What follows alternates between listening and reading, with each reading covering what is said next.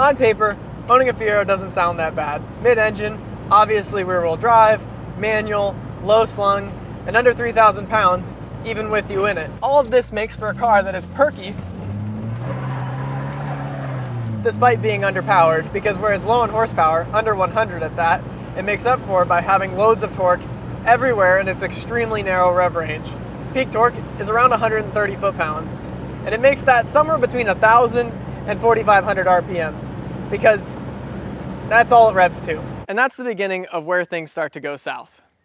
Full disclosure, I'm about to talk more smack than an Xbox Live Modern Warfare 2 lobby. These cars are over 35 years old, and some will turn 40 this year. And unlike your mom, 40 is not the new 20, and plastic, like the body panels, can't fix her. If a Fiero sits outside in the southeastern sun, it will flex harder than Arnold. Not to say that anything could stand up to the sun for 40 years, but Fiero interiors and bumpers age like milk. The interior pieces all dry rot, deform, crack, and even turn to dust. The bumpers are saggier than you know what, with the emblems falling off altogether. You might think because it has plastic body panels, it would be immune to rust, and you'd never be more wrong in your life. The space frame, the parrot cage holding all of this together, is made from the finest patina steel Detroit has to offer. So if you're from up north, you're not safe either. If it's a 4-cylinder, the tachometer won't work. So you have to go in there and splice a resistor into the instrument cluster, only to realize that most of the gauges are lying to you anyway. Like all GM products, past and present, you should never trust a fuel level sensor you haven't personally replaced yourself. But that would require you remove the gas tank and open what is equivalent to a Pandora's box. If the car has sat for any amount of time over a few years, the inside of the gas tank is going to look like the Titanic. And if it does, it might as well be on the front deck of the Titanic, because you will never get one. And after about the 4th fuel filter swap on the side of the road, you're going to want to set fire to it if you haven't already. And you're doing it on the side of the road because you cannot take a Fiero to a mechanic. Because taking a Fiero to a mechanic is just about as safe as playing darts blindfolded.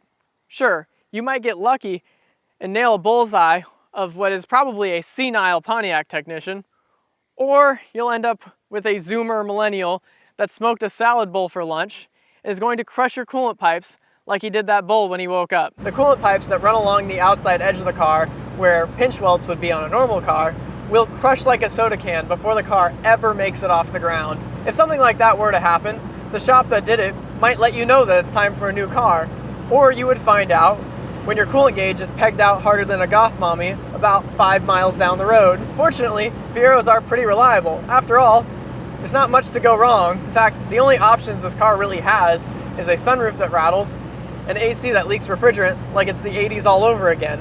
A real bang-up job if you ask me. They didn't even give it power steering, and I can understand why, because this car needed another pipe running along its underside just as much as I do. The byproduct is parking lot maneuvers that will have you avoiding the gym. This is amplified by the faster GT rack I installed, because the stock rack literally split in half. Then there's the bump steer. That's just Jesus taking the wheel.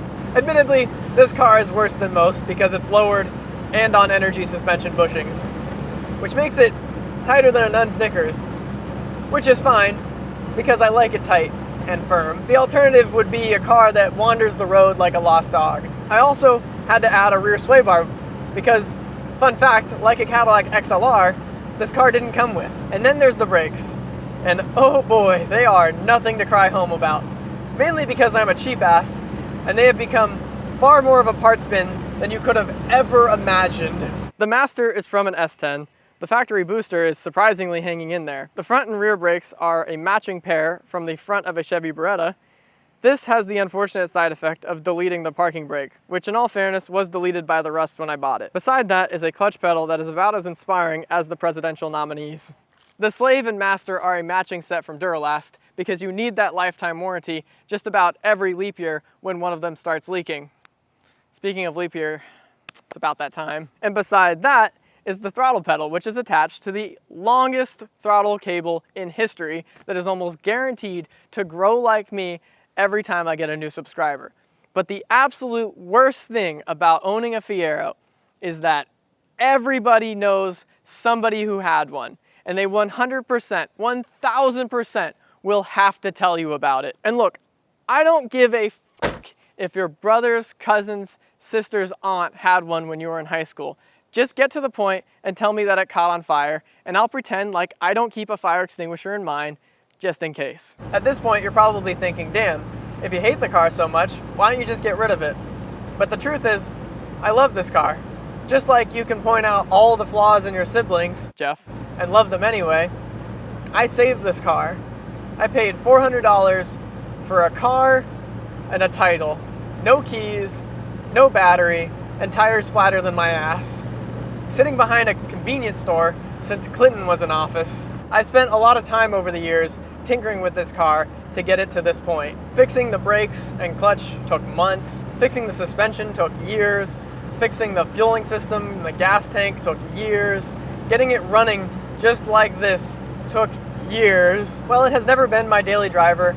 It's always been there in my driveway. I might not have always been there for it, but it's always been there for me. And owning a Fiero is like nothing else. Fiero enthusiasts are clinically insane. There's a billion-year-old form with every possible problem you can have. A literal Fiero store.